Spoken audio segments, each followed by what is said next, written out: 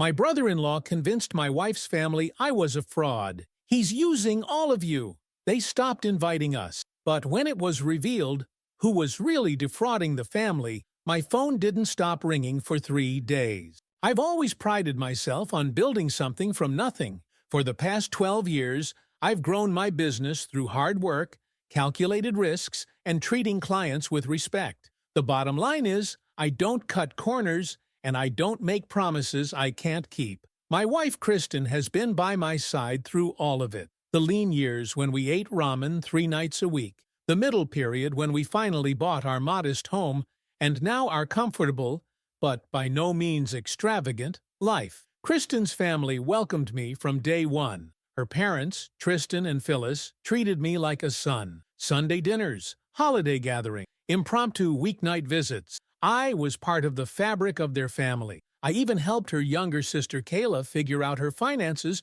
when she graduated college, and advised her brother-in-law Asher on some investments that thankfully worked out well for him. I never charged them a dime.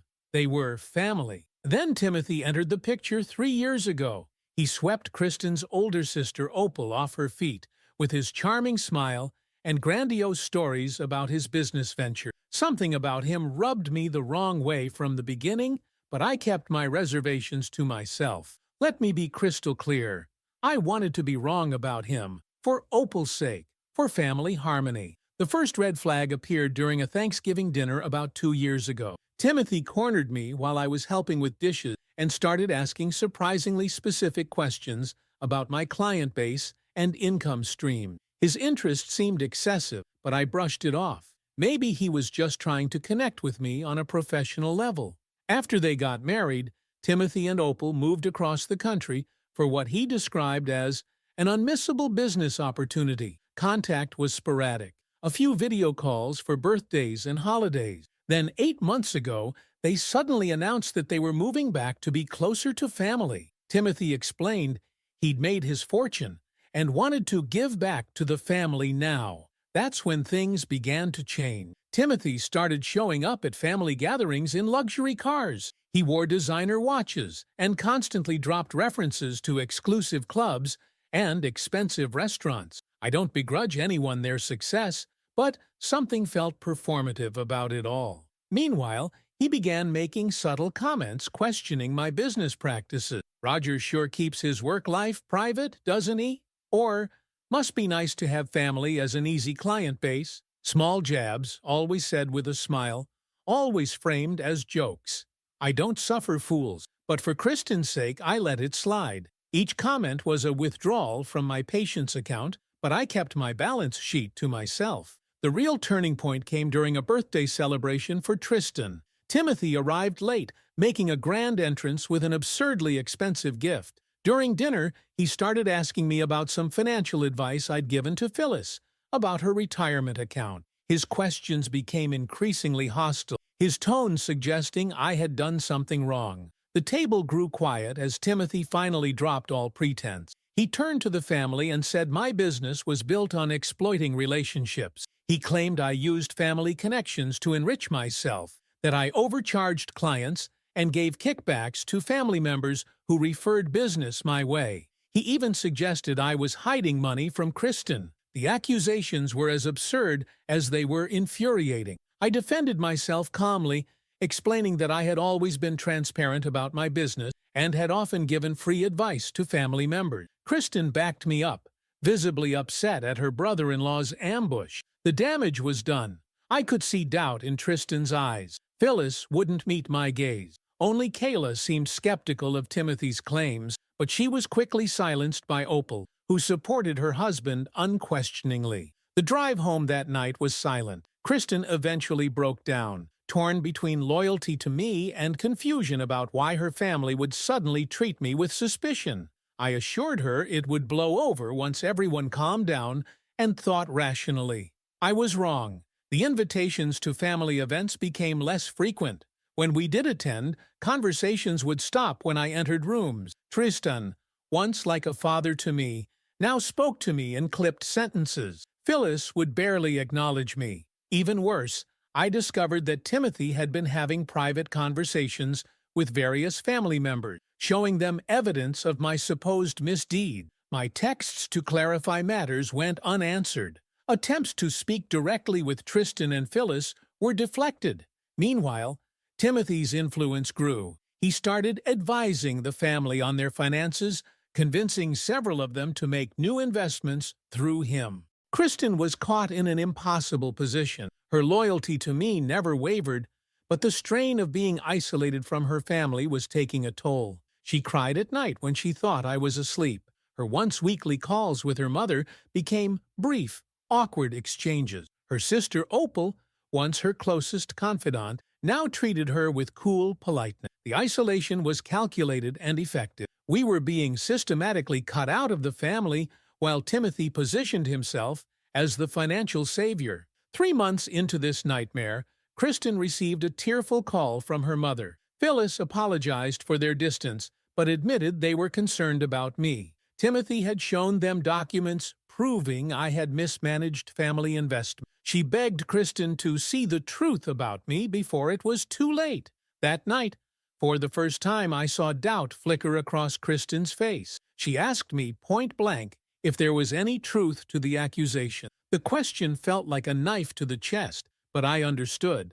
The psychological warfare Timothy was waging was sophisticated and relentless. I opened all my business records to her, explained every transaction, showed her our complete financial history. Her relief was palpable, but so was her confusion. Why would Timothy fabricate such elaborate lies? That question became my obsession. I started keeping meticulous notes on everything Timothy claimed about his business ventures, and slowly inconsistencies emerged. His stories about how he made his money changed subtly with each telling. The timeline of his success didn't add up.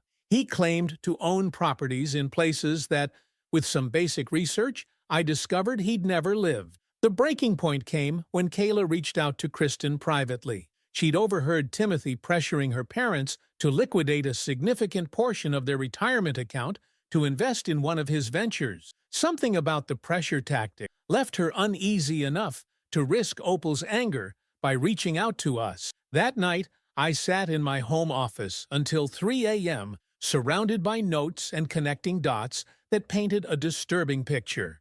Timothy wasn't just trying to isolate us from the family. He was systematically positioning himself to control their finances. My alleged misconduct was just a smokescreen to hide his actual intentions. For the first time in months, I felt something beyond confusion and hurt. A cold, clarifying anger crystallized in my chest. Timothy had attacked not just my reputation, but my family. He'd brought Kristen to tears and driven a wedge between people who once loved each other. He'd manipulated vulnerable people who trusted him because of his connection to Opal. The time for passive defense was over. I'd been playing checkers while Timothy played chess, but that was about to change. I knew his type. I'd seen similar patterns in unethical operators I'd reported to regulatory authorities over the years. People like Timothy counted on shame and family loyalty to keep their targets silent. I began compiling a dossier on Timothy's actual background, business history, and current activities. Every inconsistency, every lie, every manipulation would be documented and verified. I reached out to Asher, who had resources and connections I needed. I contacted former colleagues who could help trace Timothy's business history. Let me be crystal clear. This wasn't about revenge. This was about protection, about truth, about consequences. The family believed I was a fraud. They would soon learn who the real predator was, and Timothy would learn that I protect what's mine. Update. First, I want to thank everyone who responded to my original post. Your support convinced me I wasn't overreacting. Now, strap in, because this rabbit hole went deeper than I could have imagined. After that night when I decided to stop playing defense, I created a plan of attack. The bottom line is, I needed irrefutable evidence, not just suspicion. I compiled what I knew so far. Timothy's stories never quite matched up. His business ventures remained vague despite his apparent wealth, and his aggressive campaign to discredit me coincided with his increased interest in the family's finances. My first step was contacting Asher. Despite being Kristen's cousin by marriage, he had maintained a neutral stance throughout this mess. When I called him, his response surprised me. He'd been harboring concerns about Timothy's investment proposals, but felt outnumbered by the family's growing trust in him. We agreed to pool our resources and information. What began as a spreadsheet quickly expanded into a full investigation.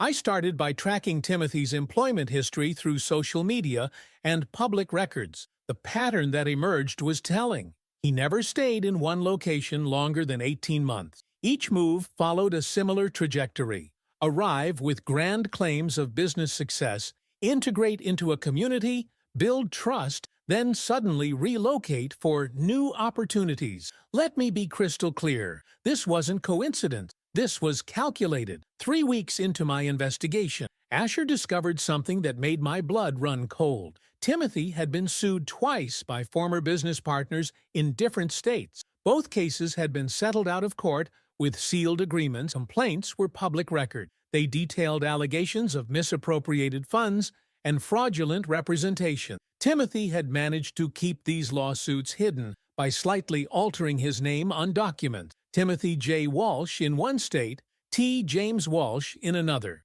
Meanwhile, I created a timeline of Timothy's appearances in our lives against his claimed business successes. Nothing aligned. The fortune he supposedly made during those months away should have generated tax records, property acquisitions, or at least some digital footprint. Instead, there was nothing but carefully curated social media posts showing luxury that, in retrospect, could have been easily staged. I don't suffer fools, especially those who threaten my family. Each discovery fueled my determination. I began using my lunch breaks to make calls to the cities where Timothy had previously lived.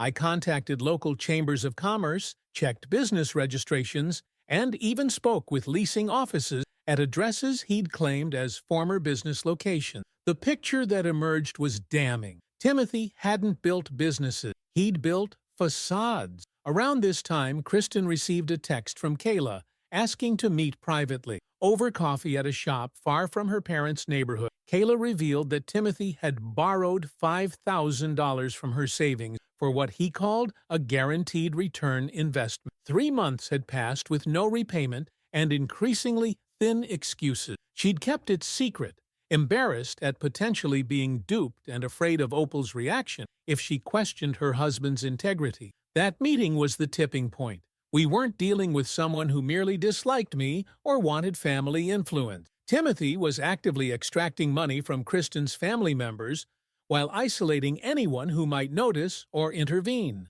The scope of his scheme was becoming clearer, and it made my stomach turn. With Kayla's reluctant permission, I documented her loan to Timothy. Then, carefully and without revealing our suspicions, Asher began discreetly asking other family members about their financial interactions with Timothy.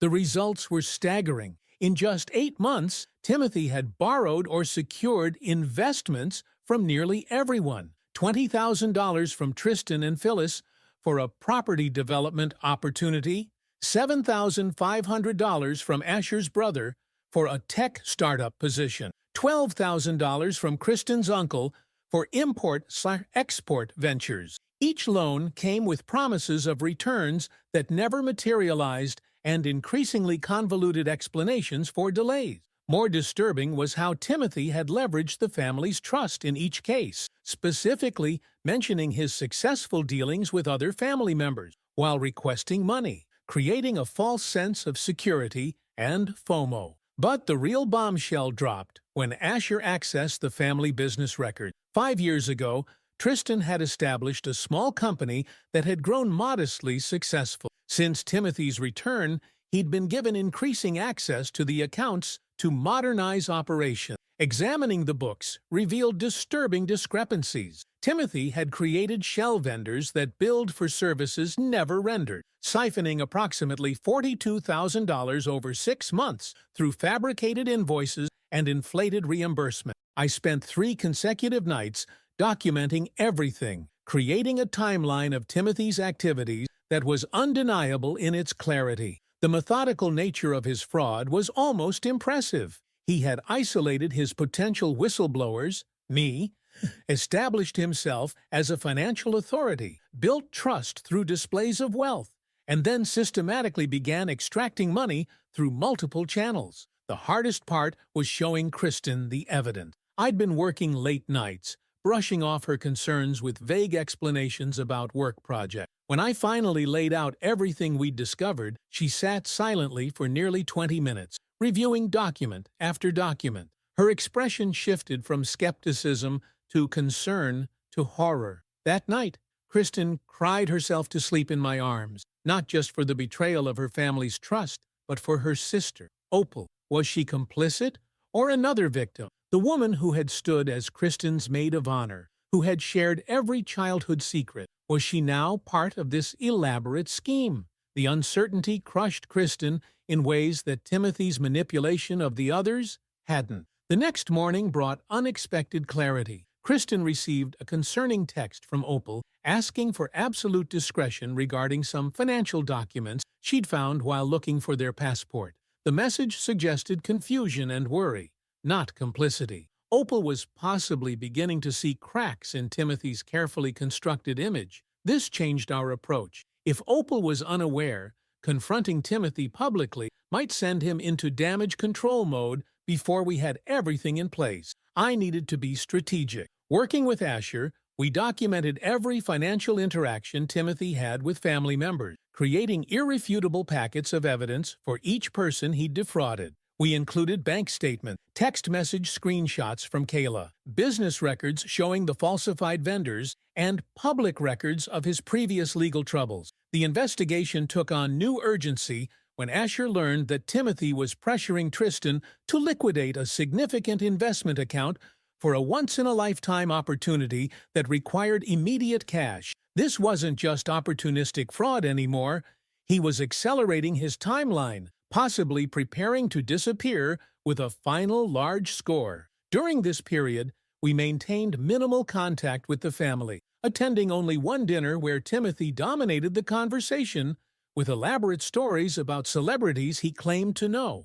Watching him perform for his audience, knowing what I now knew was surreal. The practiced charm, the calculated name-dropping, the way he subtly guided conversations toward financial topics. It was like watching a predator circle its prey. I noticed small details I'd previously missed, how he tensed slightly when unexpected questions arose, the way he deflected with humor when asked for specifics, his careful monitoring of Opal's interactions with others. These weren't the behaviors of someone legitimately successful. They were the tactics of someone maintaining a house of cards. That night, Timothy announced he would be helping Tristan restructure his retirement investments for maximum growth potential, code for accessing and likely misappropriating their life savings. The timeline for action had just compressed drastically. After consulting with Asher, we decided we needed legal guidance before proceeding. I contacted a trusted colleague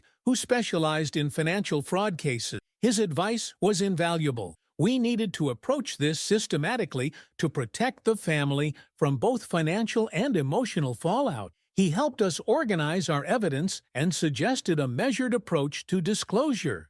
48 hours before Timothy's planned investment restructuring, meeting with Tristan, and Phyllis, we finalized our strategy. We would present the evidence first to Opal, then to Tristan and Phyllis, followed by the rest of the family. Each presentation would be private, respectful, and focused on the facts rather than accusation. Our goal wasn't vengeance, but protection. The morning we planned to approach Opal, my phone buzzed with a text from an unknown number. It was from Opal herself, asking to meet privately.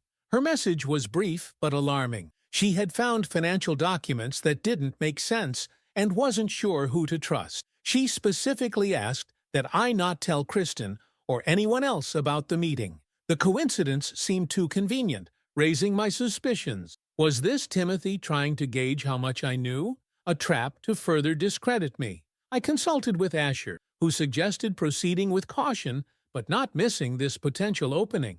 I agreed to meet Opal at a coffee shop in a neighboring town, arriving early to secure a table with a view of the entrance and parking lot. When she arrived, the woman who had once been so poised looked diminished. Dark circles underlined her eyes, and her normally immaculate appearance showed signs of neglect. She placed a folder on the table between us. Inside were bank statements showing large withdrawals from joint accounts, correspondence about loans taken against their home without her knowledge, and, most damning, a draft email to a realtor in another state discussing rapid liquidation options for their house, composed 2 days earlier from Timothy's computer. The confrontation I'd been meticulously planning was being reshaped before my eyes. Opal wasn't a co-conspirator. She was waking up to the same nightmare we'd uncovered, but from within its epicenter. Her discovery had triggered her own investigation, leading her to pieces of the puzzle we hadn't yet found. Together, we compared notes. Her documents filled gaps in our timeline. She revealed that Timothy had been making increasing excuses for late nights and unexplained absences. Most tellingly, she'd discovered a second phone hidden in his car, with messages discussing travel arrangements to a foreign country known for its limited extradition agreements with the U.S. Timothy wasn't just planning to defraud the family, he was preparing to disappear. The gravity of the situation crystallized in that moment. This wasn't just about clearing my name or even protecting the family's finances. Timothy's exit strategy suggested a level of calculation that implied he'd done this before and would do it again if allowed to escape the consequences. Opal and I spent 3 hours developing a new plan that incorporated her insights and access. She would secure key documents from their home, delay the meeting with her parents, and monitor Timothy's movements. Meanwhile, I would accelerate our timeline for disclosure, starting with a meeting with Tristan and Phyllis that evening. As we parted, Opal's expression had transformed from defeated to determined. The sister-in-law who had stood silently while her husband dismantled my reputation now looked me in the eye and thanked me for not giving up on her family. The pieces were in place. The evidence was overwhelming. The time for investigation had ended. The time for revelation had come. Update 2. This is the final update to my saga with Timothy. The events of the last 2 weeks have been nothing short of seismic for our family. Thank you to everyone who's followed along and offered support through this nightmare. The morning after meeting with Opal, I woke to a text from her confirming Timothy had moved up his investment opportunity meeting with Tristan and Phyllis to that afternoon. He was accelerating his timeline, which meant we needed to move faster than planned. The message included a photo of a one-way ticket to Belize in Timothy's name for the following week. The bottom line is, we were out of time. I called Asher immediately. We had planned for a careful, measured rollout of information, but circumstances now demanded something more direct. Within an hour, Asher had arranged for everyone to gather at Tristan and Phyllis's home that evening, under the pretense of discussing a family business matter. Timothy would be expecting only Tristan and Phyllis for his investment meeting at 2 p.m. We would arrive at 1:30. I've never considered myself vengeful, but watching Timothy systematically dismantle my reputation, isolate my wife from her family, and prepare to steal her parents' retirement had awakened something primal in me. This wasn't about getting even anymore. This was about ensuring Timothy never recovered from what was coming. Kristen and I arrived first, armed with 3 identical folders containing meticulously organized evidence. Asher pulled up moments later with additional documentation and backup copies of everything. Opal arrived separately, having told Timothy she was running errands. Her eyes were red but resolute. She had spent the morning photographing additional documents found in Timothy's home office, including applications for new credit cards in her parents' names, completed but not yet mailed. When Tristan and Phyllis greeted us with confused expressions, I felt a momentary pang remembering how warmly they once welcomed me. That sentiment quickly hardened as I recalled the cold shoulders, the suspicious glances, the way they'd abandoned Kristen emotionally based on Timothy's lies. Understanding doesn't always necessitate forgiveness. We sat them down in their living room and laid out the situation concisely. Their initial skepticism transformed into horror as they reviewed bank statements, loan applications, and the falsified business invoices. Phyllis began quietly crying when she saw the credit card applications in her name. Tristan's hands shook as he reviewed documentation of the money already taken. There's a particular kind of devastation that comes with realizing you've been betrayed by someone you trusted completely. I knew that feeling intimately now. The doorbell rang at precisely 2:05 p.m. Timothy was fashionably late, as always. I positioned myself out of immediate sightline from the entryway. Tristan opened the door with a composure I hadn't expected him capable of maintaining. Timothy strode in, carrying an expensive leather portfolio, already launching into enthusiastic greetings that died in his throat when he spotted the gathering in the living room. His recovery was impressive. A broad smile, a laugh about not expecting a full family meeting. Then his eyes locked with mine, and I watched the mental calculations race across his face. The momentary flicker of panic in his expression was the first genuine emotion I'd ever seen from him. What followed was a masterclass in desperate deflection. Timothy feigned confusion, then outrage, then concern.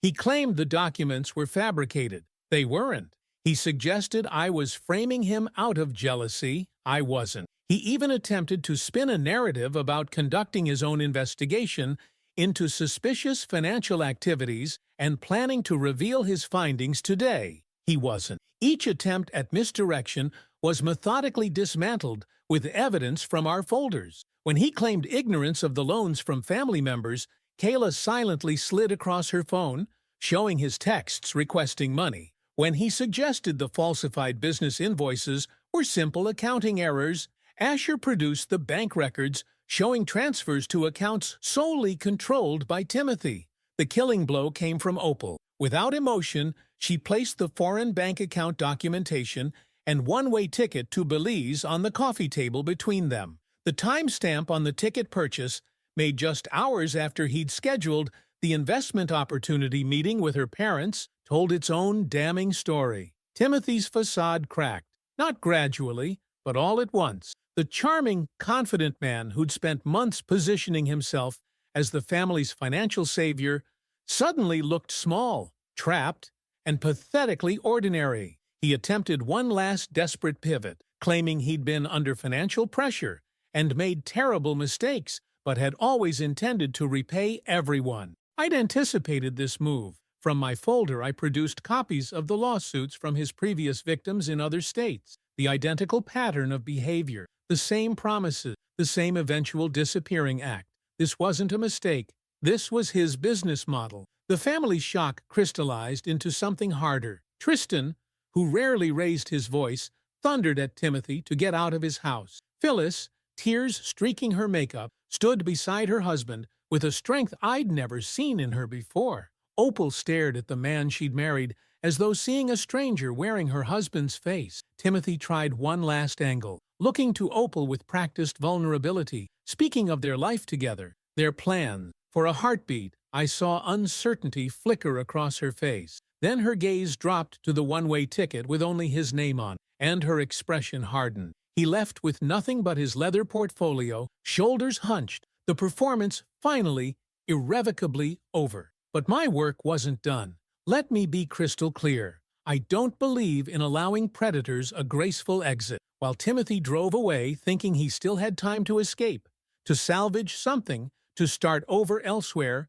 I was already executing the next phase of what I'd planned. With the family's consent, I had already filed reports with the appropriate authorities documenting the financial fraud. Asher had frozen the family business accounts Timothy had access to. But that was just the beginning. I'd prepared detailed packets for each of Timothy's previous victims I'd identified, containing evidence he was continuing his pattern. By that evening, 3 of them had already responded, eager to provide additional testimony. 2 were reopening their civil cases against him based on the new evidence. Within 24 hours, Timothy's hastily packed escape was interrupted by investigators with questions about the fraudulent credit application, the embezzlement from the family business, and the pattern of financial misconduct across 3 states. I don't suffer fools, and I certainly don't offer them mercy.